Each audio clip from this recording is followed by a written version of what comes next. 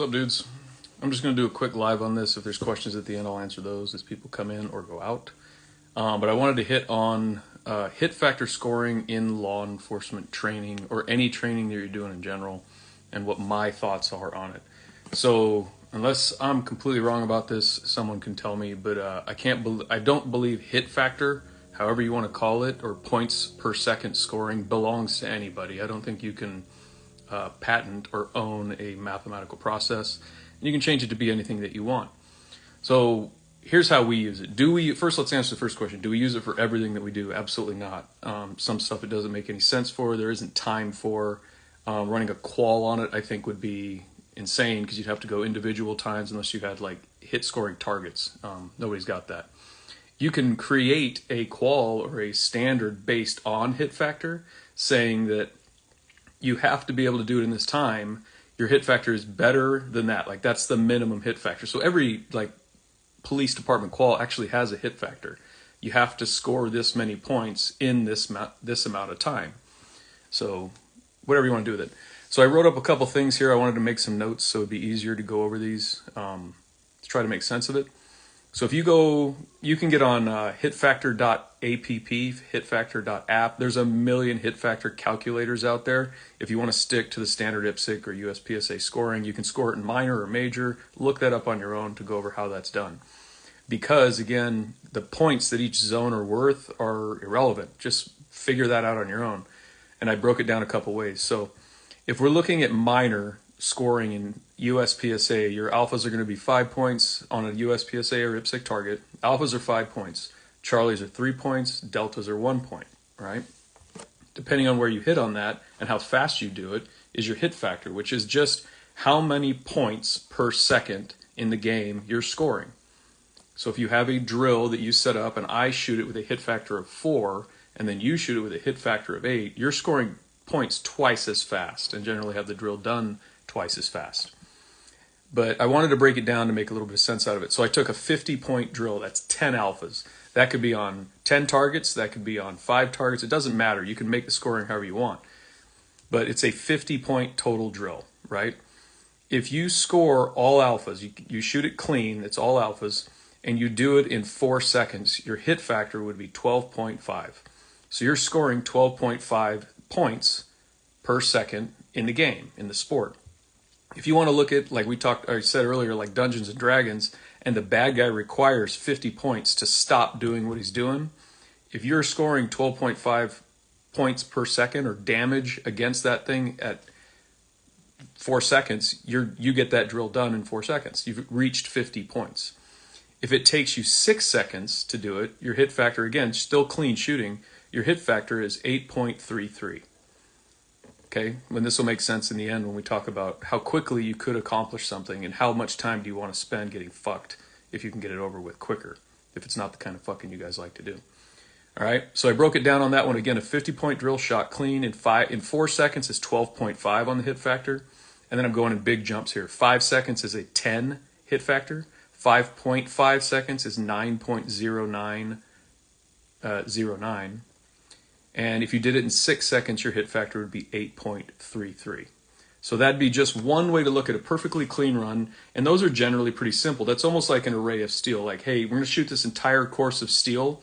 You have to hit 3 hits on each piece of steel to get through it. So the points, you have to do that to complete it. And whoever does it the fastest just wins. You could break down a hit factor on it if you wanted to, but that's an easy one for guys to contemplate or kind of conceptualize. Like, yeah, everybody hit the same amount of steel the same amount of times, but this guy did it 20 seconds faster. He's better.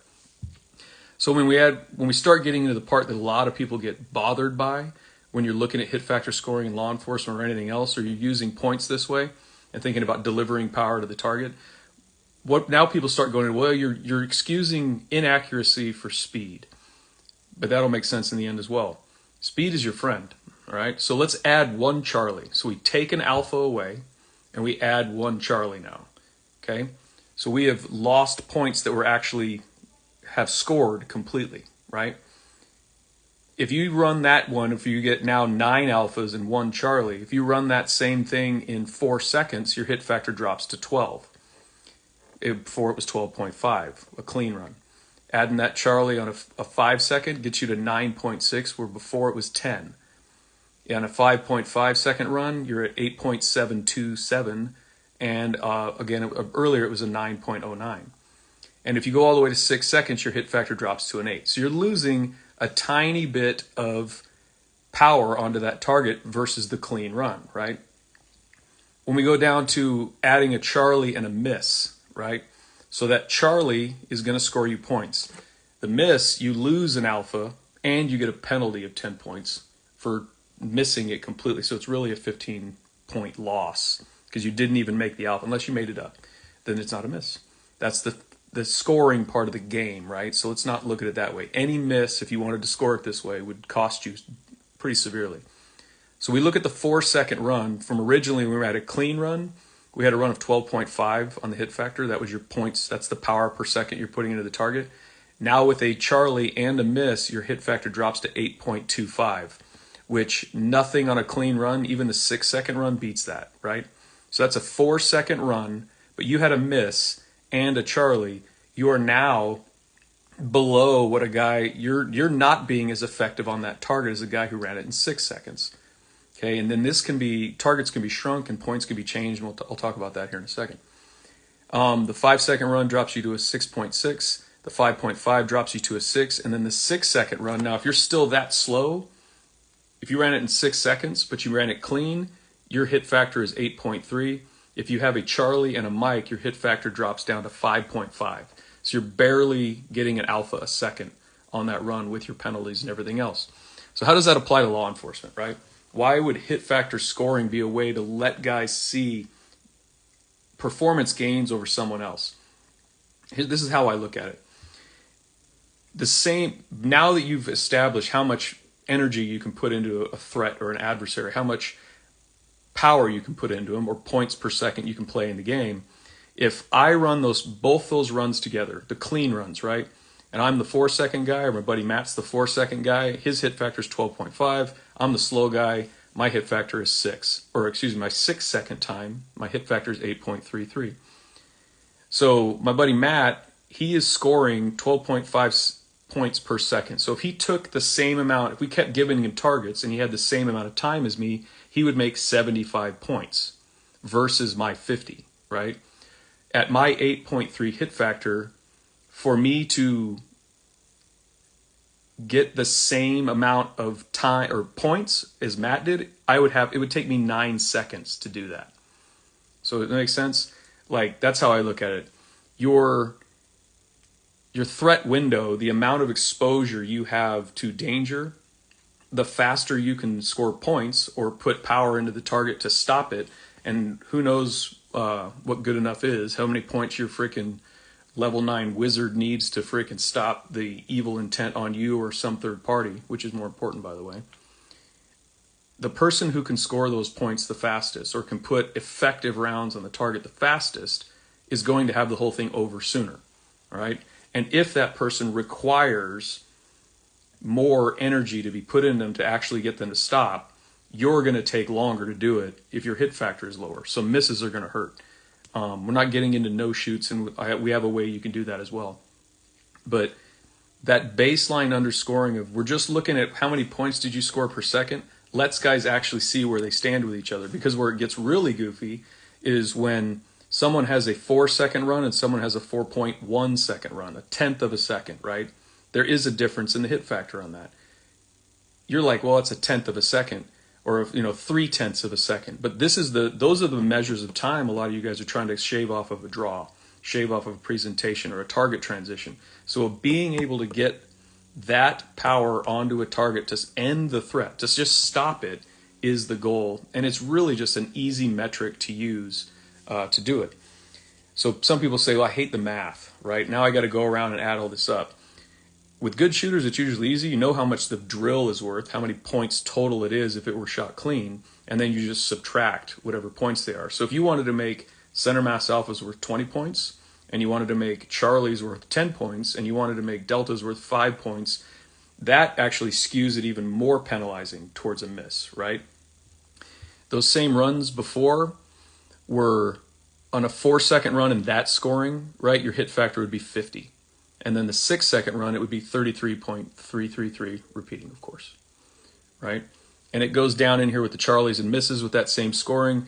It doesn't matter how many points you actually assign to the target zone, as long as they're consistent when you do the drill with other people.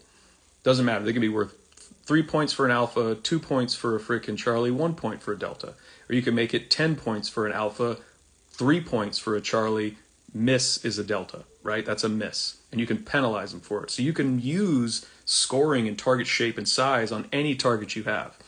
On the standard like AZ post scoring target, if you wanted to say, hey, the way they score it is anything in the gray counts. Is that weak? Yes, but it is what it is. Anything in the gray is 5 points. Anything in the black is a miss. You can still figure out a hit factor with that. And you can actually get guys to push their speed a little more. If you want to shrink it down to the 4-inch circle in the chest and the 8-inch circle, and you want to assign value to those, this is what we did for our expert qual. 5 points for the 4-inch circle, regardless of yardage.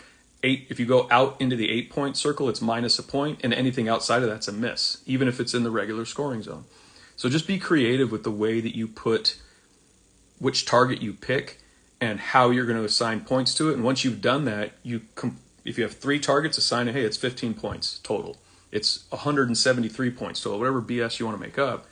Assign a value to it and then score it and just subtract points from that total. Anything that's outside the scoring zone is like a down 0, right? Anything out that jumps into the next level is, hey, that's -2, that's -2, that's -2. Cool, -6 from whatever the original one. Now you have your points and you divide it by time.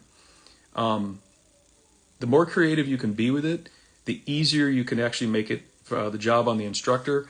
And I've heard a lot of instructors actually, especially at Academy, say, it's too much work. Now I got to go around and do math and all this stuff. Yeah, no shit, dude. Like if you want to put the effort in your people to give them a product, you don't have to go crazy. You can get all the scores done. All right, he got 48 points. He got 37 points.